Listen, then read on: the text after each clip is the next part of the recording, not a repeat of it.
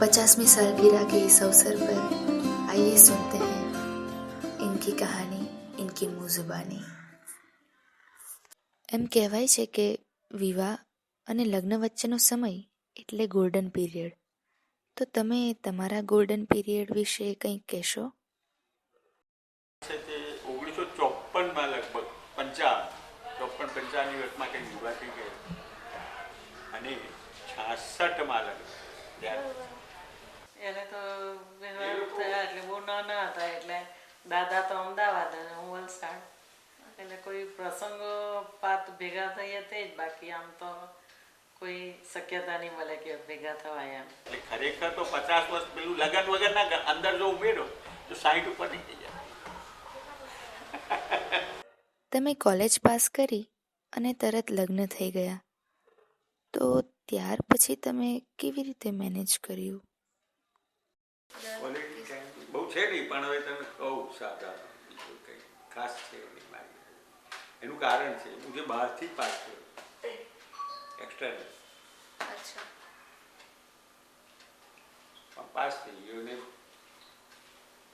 થોડા જ વખતમાં આ બધા લગ્નની વાત કરી. મેં કીધું લગ્ન શું કરે, નોકરી તો છે નહીં. એટલે બધા કે પહેલાં છોકરી આવે નોકરી આવે એવું છે.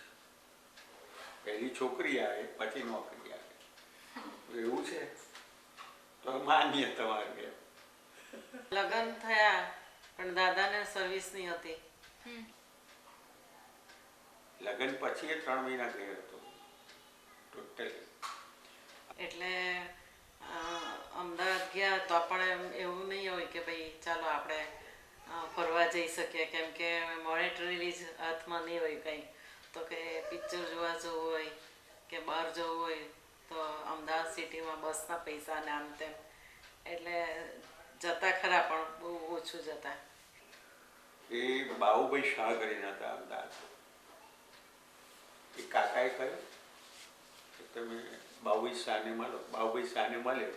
બાબુભાઈ શાહ તો આંખે દેખી નહીં કે એણે જન્માક્ષર લઈને જવાનું કહ્યું હતું. જન્માક્ષર લઈને ગયા એટલે એક રાષ્ટ્રાંગ ચક્રમ કાઢો, પહેલું પાનું ખોલું, પછી આપણે વાંચવાનું કે અંદર આ ખાનામાં શું આ ખાના. એના પરથી પ્રિડિક્શન કર્યું. એને પ્રિડિક્શન કર્યું આજે તમને 8 ઓગસ્ટ નોકરી મળી જશે. 8 ઓગસ્ટ અથવા 8 ઓગસ્ટ ઓનવર્ડ તમને નોકરી મળી જશે. અને બીજું શું કર્યું એને પાછું વધારામાં સરસથી કહ્યું તમને બેંકમાં નોકરી મળી શકે છે. ગ્રહ એવું બતાવે કે તમે બેંકમાં નોકરી મળશે. અને તમે 8મી ઓગસ્ટે મને ઘેર બોલાવાયા આના મામા બાબુમામા આવ્યા. બાબુમામા કહે છે પંજાબ નેશનલ બેંકમાં જગ્યા છે, જવું છે. મેં તરત જ પેન્ટ પહેરી દીધો. કોઈ સવાલ જવાબ કર્યા સિવાય સીધો ઉભો તો પેન્ટ પહેરી મેં ચલો. ત્યાં જઈને પેલા કહ્યું કે આમ છે ને અત્યારે જોઈન કરવાનું છે, 24 કલાકની ડ્યુટી છે, બધું આવ્યા તરત જ ઓકે ઓકે. અને અઠવાડિયા પછી બેંક ઓફ બરોડાનો કોલ આવ્યો. એટલે I left Punjab national, I join bank of Baroda. તમે સાથે ફર્સ્ટ મૂવી કયું જોયું હતું?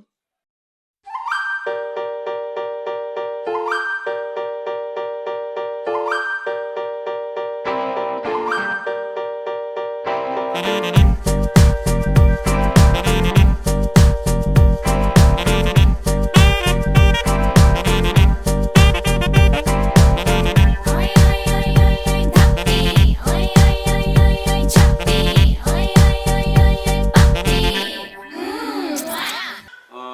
જબ ફૂલ ખીલે. લગ્ન પછી પહેલું અમે જિંદગી જોયેલું તે ગણદેવીમાં હરી ટોકીસમાં જોયેલું અમે બધા સાથે.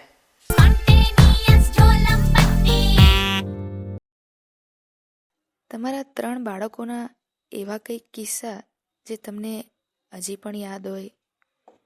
25 જાન્યુઆરી મારી બર્થડેને દિવસે કિન્નરીની બર્થડે. મારો જન્મ બી મરસ કે છે, કિન્નરીનો જન્મ બી મરસ કે. હમણાં જાણે કઈ વાત. ત્યાર પછી 11 ફેબ્રુઆરી મારા લગ્ન. હવે કિન્નરીના લેવાય ત્યારે કેમ ગોઠવેલું નથી કંઈ, કુદરતે ગોઠવેલું છે. એ બી 11 ફેબ્રુઆરી લગ્ન એના. અને એનું પહેલું મેં રિકરિંગ ખાતું ખોરાવ્યું. કિન્નરીનું જ્યારે આ ન્યૂઝ આવ્યા ને એટલે મેં 10 રૂપિયાનું ખાતું ખોલાવ્યું. એનું નામ શું રાખ્યું? કાશ્મીર. કારણ કે આ લોકો નામ શું પાડી મને ખબર નહીં. એટલી ખબર કે મિથુન રાશિ છે એટલે મેં કાશ્મીરાના નામનું હું એક 10 રૂપિયાનું એકાઉન્ટ ખોલાવ્યું રિકરિંગ. જે વર્ષે 120 રૂપિયા આવે. 120 એટલે બેંકનો તે વખતનો પગાર હતો. એના તો એક વાત છે ને પેલું હા ટિકિટ નહીં મળે તો અંદર કુદાકૂદ કરે ઘરમાં કે પાછું એને બતાવવું પડે. આંધી પિક્ચર હતું દિલ્હી મોટામાં. હવે આંધી તો આ લોકોએ શું કર્યું? બાન મૂક્યો સરકારે. હવે એ દિવસે હું જોઈને આવ્યો ને આ લોકોને કહ્યું કે હું તો પિક્ચર જોઈ આવ્યો. બાન મુકાયો છે. આજે રાતના છેલ્લો શો છે. કાલથી પિક્ચર ઇન્ડિયામાં નથી બતાવવાનું. એટલે આ તરફથી ઈના અને કિન્નરી એટલી કૂદતી નહીં કે પણ ઈના બહુ એટલે પછી પેલા એના મેનેજરને મળ્યો, આરસી હતો. એને કહ્યું કે ભાઈ આ લોકો જોવાના રહી ગયા અને તમે એ બેંકમાં રોજ આવે એટલે આવો થાય કે આ લોકો જોવાના રહી ગયા અને તમારું પિક્ચર જતું રહ્યું કે 2 થિયેટરમાં હું ચલાવું છું પણ 2 ફૂલ છે છેલ્લો. પણ તમે એક કામ કરવા આવો, પેવિલિયન લઈને આવો, આપણે સગવડ કરીએ. અને પછી જ્યાંથી પેલું ફોકસિંગ થાય ને ત્યાં ઉપર એને સ્પેશિયલ ખુરશી મૂકી જ્યાંથી પિક્ચર એ લોકો કેમેરા ફેંકે ને એની બાજુની રૂમ બતાવે. આમાં માલિકને બધા રહે ને તમે એ જાઓ. મામાનો એક કિસ્સો તમે મને કહ્યો હતો. હા એ બારી પર ઊભો રહેતો આવીને. હું જઉં બેંકમાં નીકળું ને ત્યારે બારી પર આમ ખુરશી હોય ને આવી ખુરશી પર ચડી જાય અને પછી ત્યાં ડોકાયા કરે કે એક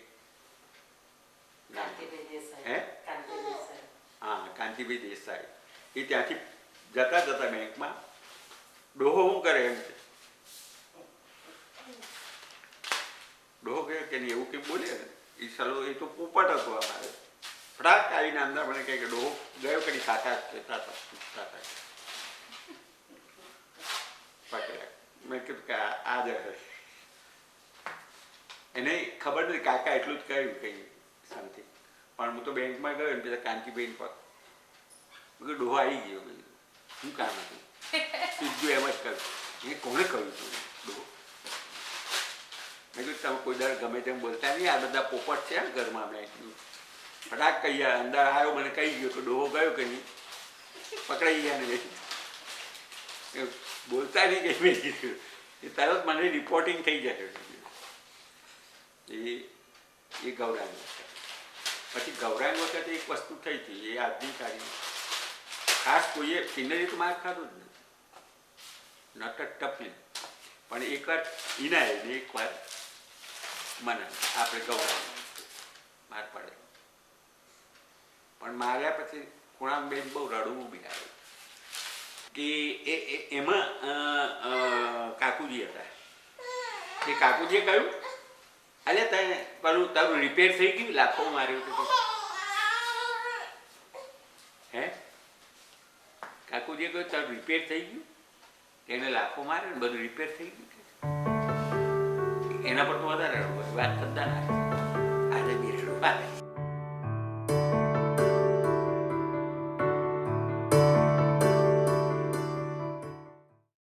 એકબીજા માટે એવું કંઈક આઈ મીન પહેલાં કેવું હતું ને હવે કેવું છે એવું કંઈક? હા, દાદીને મેં કહ્યું ને કે છોકરી પછી નોકરી, એટલે એ બધો હિસ્સો એનો બી કરો એમ, મારું એકલાનું આમાં કશું જ નથી.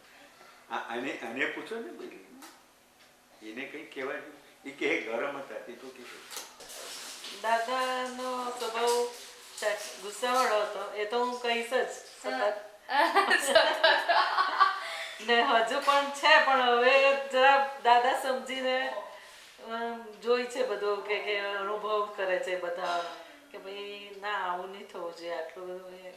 कार्यक्रम के अंत में आइए सुनते हैं एक सुनहरा नगमा, सदाबहार गीत नलिन शुक्ल की आवाज में। પ્રભુ પર ક્યાં હૃદય જેણે જગે ભમતો પરેશાની, જગે બમતો પરેશાની, પીધું આ કંઠ અમૃત તે કરે કાજી વૃથાશાની, કરે કાજી વૃથાશાની.